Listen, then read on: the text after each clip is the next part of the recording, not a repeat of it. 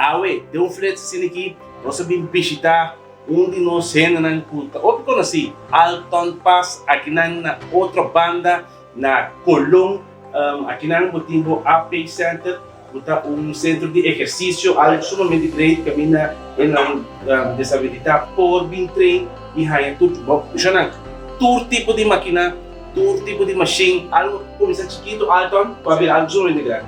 Sim. A AP Center começou como projeto de Fundação Alton Pass. A Fundação Alton Pass começou lá em 2012, com a meta para conscientizar e também trazer melhor bem-estar para pessoas que têm duas leis. Através de ano, nós temos diferentes projetos que estão aqui.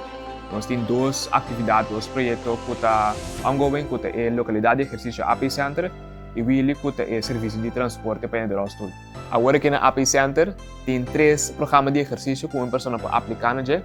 Tem gym e namo por ter acesso a todas diferentes equipos que nós temos e exercício de guia com uma pessoa certificada que já de exercício que nós temos quase.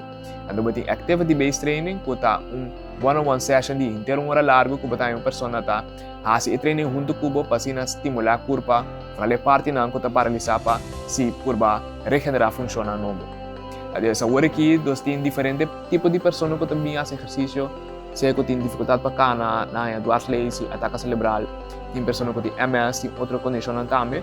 Então, assim, usando a equipe e guia, tem pessoas que têm diferentes testemunhos de adelanto. Sabe que é diferente aparato que nós temos spin bike, esse é 2 spin bike, esse é especial adaptado para uma pessoa que porta no boca na bom por mover sua pia.